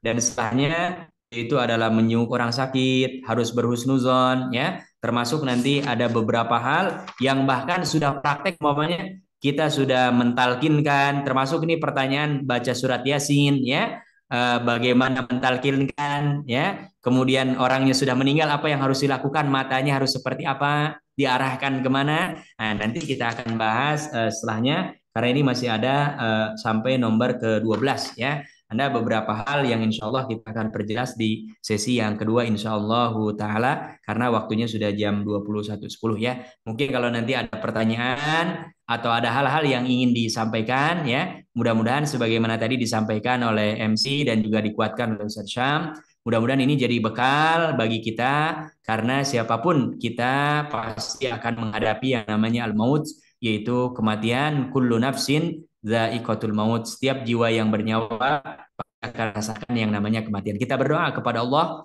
mudah-mudahan pada waktunya kita meninggal dalam kondisi yang paling penting ini adalah husnul khatimah. Amin amin ya rabbal alamin. Wallahu taala ala wa alam.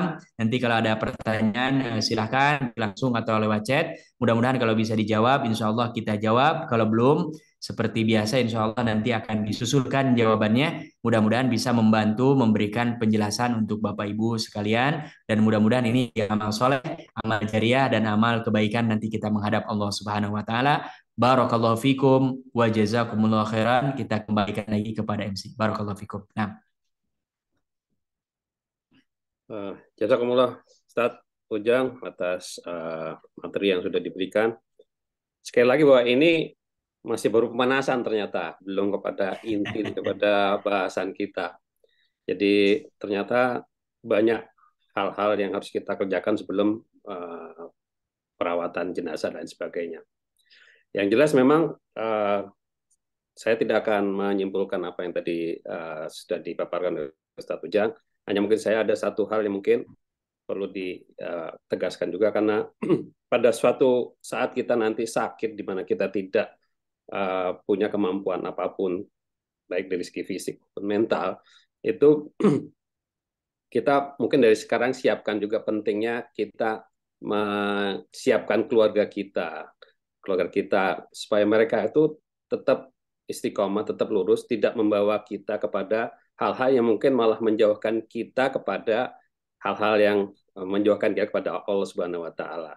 Karena kalau dalam kondisi kita sakit, mungkin kita nggak merasakan hal yang sama seperti keluarga kita. Mereka pasti ingin segera kita sembuh dan sebagainya. Kadang-kadang kalau tidak dibekali dengan akidah yang kuat dan pengetahuan yang cukup tentang masalah syariat, itu mereka secara gampang bisa membawa kita ke sini, membawa ke sana. Itu kadang-kadang bisa menjauhkan kita kepada hal-hal yang sebenarnya tidak boleh kita lakukan. Itu mungkin ya, satu hal yang mungkin kita harus perhatikan. Jadi bagaimana kita menyiapkan keluarga juga di dalam persiapan kita menuju hal-hal yang mungkin di luar dari kemampuan kita.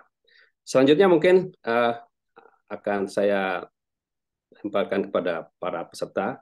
Ini bapak-bapak dan ibu yang jelita jelang 50 tahun dan lolita yang sudah lolos 50 tahun.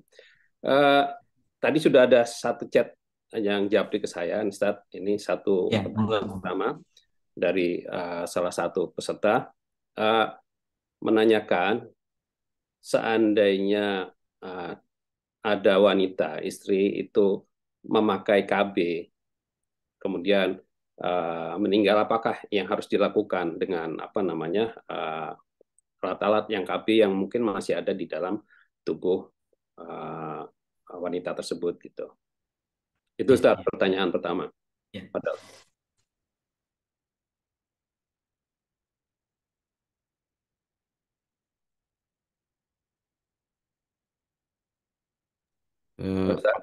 Mohon maaf Bapak-Bapak, ini koneksi internet di studio 2 lagi kurang bagus ini. Kita tunggu Ustaz. Ya, sebentar, tunggu.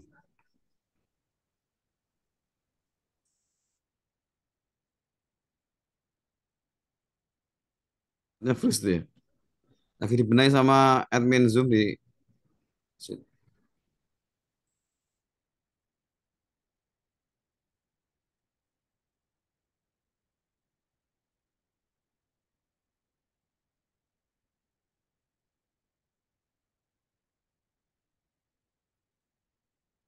Ini Bapak-Bapak, Ibu-Ibu, mungkin untuk kita mengisi waktu, sementara Ustaz Ujang masih mencoba untuk connect lagi. Kalau misalnya ada pertanyaan, silakan nanti di chat. Halo, Assalamualaikum. Sudah terdengar lagi? Sudah, Ustaz. Halo?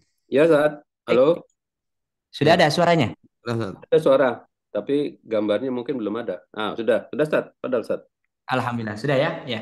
Nah, kembali lagi yang tadi ya. Jadi semua benda apapun ya yang ada di dunia ini ketika meninggal semuanya dicopot ya.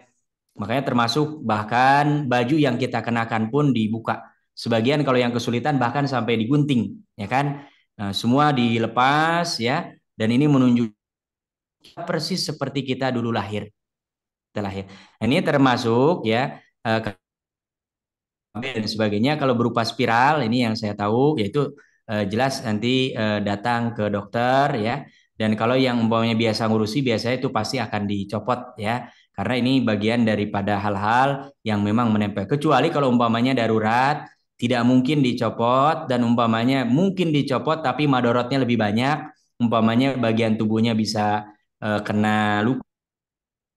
Sebagai penghormatan dalam, jadi difatwakan sudah dibiarkan saja. Tapi hukum semua hal apapun yang menempel kepada tubuh kita ketika meninggal semuanya dicopot. Yang ada nempel membersamai kita hanya kain kafan, itulah yang akan menjadi yang kita bawa nanti ke liang lahat. Sisanya yang lain semua ditinggalkan. Yang ada membersamai kita hanya kain kafan dan amal soleh serta amal jariah yang kita lakukan selama kita masih hidup. Itu yang bisa saya jawab. Allah Ta'ala. Nah. Ya, Ustaz. Jadi para suami harus ingat-ingat istrinya pakai KB apa. Jadi nanti kalau sudah mau meninggal dan sebagainya harus diperhatikan masalah tadi. Ya mungkin kita cobalah nanti persiapkan. Terus kemudian yang berikutnya ini dari Bapak Widi Saudah. Ibu Widi. Assalamualaikum. Izin bertanya Ustaz. Poin yang 4 itu tidak boleh menggunakan jampe-jampe. Kalau untuk gelang, strip kalung, kesehatan itu bagaimana Ustaz? Nah, ada gelang-gelang sama kalung-kalung yang untuk kesehatan tuh Ustaz. Yang sekarang macam itu. Kalau yang Ibu tanyakan ya, kalung-kalung yang ada kesehatan, umpamanya dari batu atau apa ya, selama itu ilmiah, mangga silakan. Itu. Ini yang dibahas di sini khususnya yang berbau magic, ya, supranatural gitu. Ya tadi, karena ujung-ujungnya itu akan ada kaitannya dengan jin, kekuatan di luar kekuatan manusia secara normal. Tapi kalau umpamanya seperti sekarang kan ada beberapa alat, beberapa benda, saya nggak tahu persis betul apakah secara ilmiah, umpamanya jam ya, katanya bisa ini mempengaruhi detak jantung gitu ya. Kalau itu memang batunya ciptaan Allah punya kelebihan, hasil penelitian umpamanya orang paham tentang kandungan sesuatu, maka boleh. Tapi kalau umpamanya tadi dimasukkan sesuatu dengan jampe-jampe atau dengan jin dan lain sebagainya, nah ini yang memang nggak boleh. Jadi terkait dengan pertanyaan tadi, ini nanti harus dilihat kalau memang itu memang adalah kelebihan ya, karena ada batu-batu tertentu mungkin yang memang Allah ciptakan punya kelebihan ya, seperti mungkin Bapak Ibu-ibu kita kalau umroh di Masjidil Haram itu marmernya khusus gitu. Panas saja nggak panas gitu. Itu memang Allah ciptakan Dan sebagian yang melakukan penelitian bahwa ini hanya ada di Yunani, 2 gunung, dan itu hampir saja eh, tidak terbeli oleh, bahkan akhirnya malah disuruh disedekahkan karena yang punya orang kaya dan muslim, dia yang beli 1 gunung untuk marmer ini gitu ya. Nah, kalau ada memang saya lihat ada kalung-kalung tuh yang seperti sarang katanya untuk kesehatan atau apa, selama bukan tadi jampe-jampe ya, itu memang murni alamiah dan bisa dibuktikan secara ilmiah, apalagi umumnya ada yang paham terkait dengan itu, sudah ada rekomendasinya, maka itu tidak ada masalah ya. Nah, tapi kalau umpamanya kita masih ragu, maka kembali kepada kaidah al-yaqinu la yuzalu bisyakki. Kalau kita ragu lebih baik tinggalkan. Karena apa? Karena kalau ragu berarti kita di situ ada hal yang tidak diyakini. Sesuatu yang yakin harus lebih didahulukan, tidak bisa dikalahkan oleh sesuatu yang masih ragu. Jadi kalau kita ragu, mau lebih baik jangan. Tapi kalau kita bisa meyakinkan bahwa itu tidak ada hal-hal yang berbau magic, berbau apa namanya tadi apa hal-hal yang memang dilarang secara syariat, maka mangga silahkan, tidak ada masalah. Ya, Allah taala alam. Mudah-mudahan terjawab. Ya, terima kasih. Selanjutnya Ustaz dari Pak Bambang Budianto. Ini langsung aja kita kepada inti ini, ada doa untuk Ustadz. Moga-moga kita aminkan di sini. Kemudian ada langsung kepada pertanyaannya. Izin bertanya Ustadz, bila kita menyenguk orang sakit, selain menghibur beliau, kita juga mendoakan beliau agar lekas sembuh. Namun apakah abdul bila kita juga mohon didoakan oleh si sakit ini? Karena doa orang sakit adalah salah satu doa yang insya Allah dikabulkan oleh Allah Subhanahu Wa Taala. Ya, Masya Allah. Yang pertama dan yang kedua betul ya, kita menghibur ya, memberikan motivasi supaya ada harapan dia sembuh, kemudian kembali beraktivitas, sehat, beribadah, mengabdi kepada Allah. Kemudian kita doakan. Kalau umpamanya terkait dengan hukum, kita minta didoakan secara hukum boleh dan bahkan itu baik. Ya, tapi ini harus lihat kondisi. Kalau memungkinkan maka kita lakukan. Kalau umpamanya kita tahu orangnya dekat gitu ya, kita minta doakan khusus, dia nggak ada masalah. Tapi kalau umpamanya dalam kondisi dia saja tidak memungkinkan, kita jangan mendesak, apalagi memaksa, sehingga dia bukan dengan kehadiran kita bukan tambah nyaman, malah tambah nggak nyaman. Nah ini kan akan mempengaruhi kepada kondisi psikis orang yang sakit. Jadi kalau umpamanya kita sudah dekat, tahu betul dia psikisnya seperti apa, minta didoakan maka boleh, tidak ada larangan ya. Walaupun dalam adab menjenguk memang yang paling diutamakan adalah orang yang menjenguk mendoakan orang yang sakit. Tapi kalau ada orang ya yang sakit ini, karena kemungkinan besar kalau orang beriman ketika sakit keimanannya akan bertambah kepada Allah. Nah, kita juga kalau mau minta doa tidak ada masalah. Hanya harus lihat kondisi dan keadaannya memungkinkan atau tidak. Dan ini dari satu orang ke orang lain boleh jadi berbeda-beda gitu ya. Wallahu taala. Itu yang bisa saya jawab Pak Bambang ya. Mudah-mudahan terjawab itu. Ya. Ya, terima kasih Ustaz. Ada lagi yang mau bertanya langsung atau lewat chat? Tanya langsung boleh, Mas AA. Monggo. Fadhal, silakan. Karena kalau diketik kepanjangan ini. Tapi enggak, saya singkat. Jadi qadarullah tahun 2021 pas COVID itu saya ada sakit. Kemudian karena kekhawatiran istri saya manggil saudara yang manakib itu loh Ustaz. Apa dari Tasik itu Abah Aom itu ya, Abah Aom, Abah Aos. Ya, Abah Gaos, Abah Anom, Abah Ya. Gaos.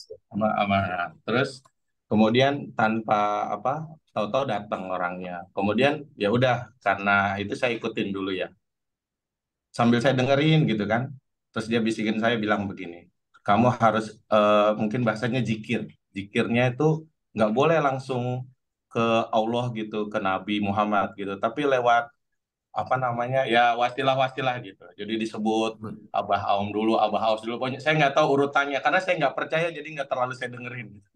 Tiba-tiba saya langsung nggak percaya aja lah, karena saya ingatnya ada, ya saya mungkin nggak tahu ilmunya, tapi maksudnya pastinya, tapi saya pernah dengar kalau kata Ustadz, berdoa aja langsung ke Allah aja gitu. Kan Allah itu dekat gitu. Saya cuma megang dalil itu aja. Jadi saya nggak dengerin sampai akhirnya saya pasang muka nggak suka, akhirnya dia pulang gitu. Nah, kata dia, pokoknya itu, tapi kalau dilihat silsilahnya itu sampai ke cucu Nabi tuh, Hasan atau Husain saya lupa. Sampai apa ada Abdul Qadir Jailani gitu kan, suruh sebut itu. Cuma nggak langsung ke Nabi Muhammad, nggak langsung ke Allah gitu. Katanya kita tuh siapa kata dia. Nah seperti itu. Jadi bagaimana itu Ustadz? Yang kedua, Itu kalau dengan Ustadz Danu itu menurut Ustadz pandangannya gimana? Ustadz Danu itu mungkin Ya. Ustadz kenal kan yang viral itu. Di Nah, TV ya, televisi ya. ya, Ya. ya, terima kasih Ustadz. Ya. Bismillahirrahmanirrahim. Yang pertama terkait dengan doa tadi ya. Memang kalau ada doanya kita di awal baca alhamdulillah, sholawat kepada Nabi ya. Nah ini yang tadi disampaikan ada tawasul, tawasul dengan orang-orang soleh. Kalau yang disepakati oleh para ulama yang kebolehannya itu kalau orangnya masih hidup boleh. Makanya kita datang minta didoakan gitu. Kita tahu secara lahir ya. Karena yang namanya batin kan nggak ada yang tahu ya kecuali dia dengan Allah. Umpamanya orangnya sholatnya terjaga, termasuk lisannya, makanannya dan lain sebagainya bahkan diakui oleh masyarakatnya gitu ya.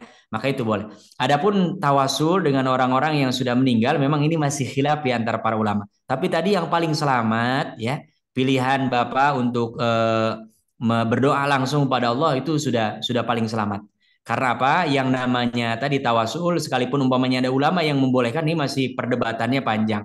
Dan yang kedua, yang paling mudah, ini kaidah yang diajarkan bahkan langsung oleh Allah Subhanahu wa taala dalam Al-Qur'an, qul idullaha awidur rahman ayyaman tad'u falahul asmaul husna gitu ya.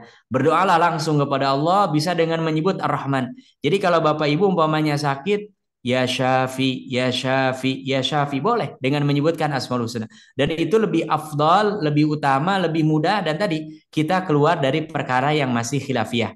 Nah, tapi juga di sisi lain kalau ada saudara kita yang meyakini ya seperti itu karena kita ilmunya terbatas juga tidak usah jadi debat kusir.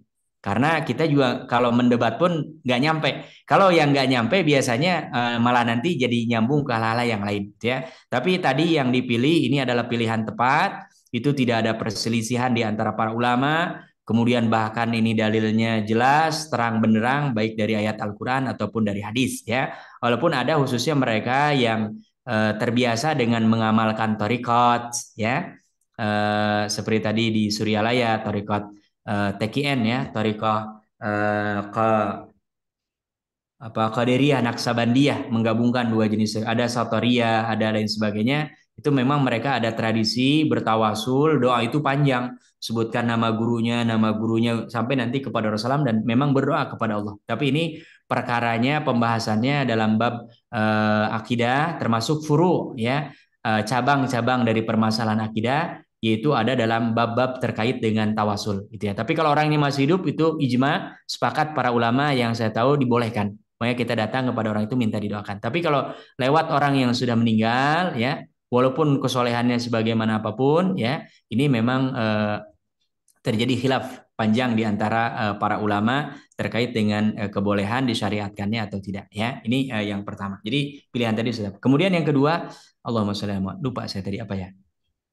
Yang kedua masalah Ustadz Danu. Ya. Terkait dengan Ustadz Danu ini ya, saya memang tidak memperhatikan secara detail, tapi ini karena sempat viral, pernah coba melihat beberapa tayangan-tayangan. Yang pertama, ini kan tayangan televisi. Bapak Ibu yang dirahmati Allah, tidak ada satu stasiun televisi pun yang tidak punya visi misi, termasuk ya ada kaitannya dengan iklan donatur ya. Itu sebagian yang pernah menceritakan kepada saya memang ada settingan-settingan ya. Nah, kalau ini yang disetting apalagi kalau umpamanya kayak tadi, memang idealnya termasuk saya pernah membaca beberapa fatwa walaupun ini pribadi, ada juga yang fatwa lembaga, alangkah baiknya praktek-praktek ruqyah termasuk ada acara apa itu mengusir jin gitu ya nggak usah ditayangkan. Tapi memang bagi tayangan-tayangan televisi ini menarik karena hal-hal yang goib ini kan bikin orang apa? Penasaran. Orang semakin penasaran itu akan menambah banyak jumlah penontonnya. Nah ini bagi mereka yang punya tayangan, punya acara ya, ini nilai tambah. Itu makanya beritanya sampai viral. Tapi alangkah baiknya ya hal-hal yang seperti ini memang tidak dipublish ya. Cukup yang normatif-normatif saja. Karena saya lihat memang ada yang agak-agak mustahil kalau nggak disetting, gitu ya. Ada hal-hal yang beberapa tayangan selain Ustadz Danu yang lain pun ada hal-hal yang saya yakin itu disetting. Karena apa? Supaya lebih menarik, gitu. Ya supaya lebih menarik. Kita prakteknya silakan saja datang ya di tempat-tempat ruqyah itu nggak se heboh yang ditampilkan di televisi-televisi itu gitu. Ini kan didramatisir seolah apa gimana dan sebagainya gitu ya. Tapi itu kalau memang yang dibaca doanya adalah maksur ya. Saya lihat pernah beberapa kali memutar memang beliau membaca doa dan lain sebagainya. Hanya ada beberapa cuplikan-cuplikan yang itu bahkan beberapa ustadz, beberapa ulama menyampaikan kritikan itu, gitu ya, terkait dengan praktik. Dan saya termasuk yang lebih cenderung hal-hal yang seperti itu tidak dipublis. Apalagi ini dipertonton oleh banyak jutaan orang, bahkan termasuk anak kecil ya. Kemudian ada hal-hal bahkan boleh jadi ketika diruqyah kan orang nggak sadar auratnya nampak dan lain sebagainya. Ini alangkah baiknya memang nggak dipublis gitu ya. Allah taala saya tidak bisa berkomentar terkait dengan boleh tidak boleh atau apa karena memang kita tidak punya pengetahuan utuh terkait dengan tayangan ini. Tapi sepintas tadi panduannya seperti itu gitu ya. Allah taala mudah-mudahan terjawab ya. Nah, Ya, itu istilahnya botol ketemu tutup, Ustaz. Bisnisnya itu memang untuk bisnis yang ya punya apa acara itu ya dia juga perlu juga bisnis juga, jadi bisnis ketemu bisnis. jadi pas itu ya, pas. Sepertinya itu hiburan saja deh, hiburan aja, hiburan bukan rupiah, hiburan. Anggap aja drakor, drama Korea. Iya. Terus ini yang terakhir saat ya mungkin ini kita tutup setelah pertanyaan ini. Masya Jadi Allah. dari Bapak Warsono Aji di Serang. Ya, mohon izin bertanya, saya pernah melihat di pintu rumah ditempel tulisan ayat kursi, katanya untuk tolak bala. Itu gimana hukumnya, Pak Ustadz? Ya. Kalau terkait dengan ayat kursi tersendiri ya memang termasuk yang disabdakan oleh Rasulullah, hadisnya adalah hadis takriri. Jadi Rasulullah pernah bertanya kepada salah seorang sahabat namanya Ubay bin Ka'ab. Ya, ini beliau termasuk ahlul Quran yang senantiasa di antara para sahabat yang kedekatan dengan Al-Quran ini di atas rata-rata gitu ya. Nah, Rasulullah pernah menepuk dada beliau dan nanya, ayu ayatin a'zamu fil Quran. Ayat apa yang paling agung dalam, dan beliau tidak mengajarkan, ya belum mengajarkan, belum memberitahu langsung. Gitu ya. Tapi sahabat Ubay bin Ka'ab ini tiba-tiba baca Allahu la ilaha illa huwal hayyul qayyum, ya kata Rasulullah, sadaqta ya Abal Munzir, ya engkau benar apa yang, padahal tidak, ini interaksi, orang sering berinteraksi dengan apapun pasti akan dapat ilmu baru gitu ya. Jadi ini keagungannya memang luar biasa ya, ayat yang paling agung. Hanya terkait dengan apakah disyariatkan atau tidak ya. Pertama, kalau meletakkan ayat-ayat Al-Qur'an sebagai pengingat, yaitu mungkin lebih baik ketimbang gambar-gambar yang lain. Tapi kalau terkait dengan kemujarabannya, menurut saya ini bertentangan dengan logika akal sehat. Ya, karena apa? Banyak umpamanya orang yang menempelkan di warung, di toko gitu ya. Dia kalau umpamanya iklannya nggak bagus, produknya nggak bagus, laku apa nggak laku. Sehingga ujung-ujungnya justru malah tidak mendatangkan hal yang positif terhadap Al-Quran, malah jadi pandangan negatif. Kita masang ayat Quran sama aja nggak laku gitu ya. Ini sama dengan kejadian ada ibu-ibu yang tiap malam baca surah Yasin, Ar-Rahman, Al-Waqiah dengan niat supaya diundang haji. Gitu. Ya 5 tahun berturut-turut datang kepada kiainya, Pak Ustadz, Pak Kiai ini saya tiap malam baca Ar-Rahman, Al-Waqiah, Al-Mul, ya surat-surat ini nggak pergi-pergi haji terus. Gitu. Kata ustadznya apa? Coba ibu buka surat tanah. Ya, ternyata betul tuh. Tahun depannya langsung daftar karena tanahnya ternyata lebih dari 1000 meter. Kata ibu ini, oh ternyata surat tanah lebih manjur daripada surah Yasin, surah Rahman. Karena memang haji ya nggak cukup hanya dengan baca itu, gitu ya. Ada mal, ada harta yang harus dikeluarkan. Karena gimana biaya pesawatnya, penginapan hotelnya ya kan, gitu. Nah ini juga sama. Jadi kalau umpamanya daripada ya memang masih lebih baik ya. Ketimbang umpamanya ada beberapa toko kan yang memasang, gitu ya. Tapi alangkah baiknya bagian daripada adab-adab menjaga ayat-ayat Al-Quran, alangkah baiknya kalau bisa tidak ya. Tapi kalau untuk kaligrafi ya ini karena jadinya kesenian, sebagian ulama memang ada yang membolehkan itu. Tapi kalau tadi umpamanya dia meniatkan supaya laku dan lain sebagainya, tadi secara lahiriah kita sudah maksimal belum memasarkan, bikin produk terbaik gitu ya. Kalau umpamanya kita produknya nilainya 5, di samping kita bahkan yang jauh dari kita ada 7, 8, pasti mereka akan lari ke sana. Nah itu kadang-kadang ada yang mengkoreksi itu karena memang kita ini jadi umat yang fatalis gitu. Seolah-olah kita ini sudahlah yang penting ada ayat Qur'annya udah pasti laku. Nah, ini enggak juga gitu ya. Jadi harus betul-betul ikhtiar maksimal, kalaupun doa minta kepada Allah, dan menempel ayat ini menurut saya secara korelasi langsungnya tidak ada.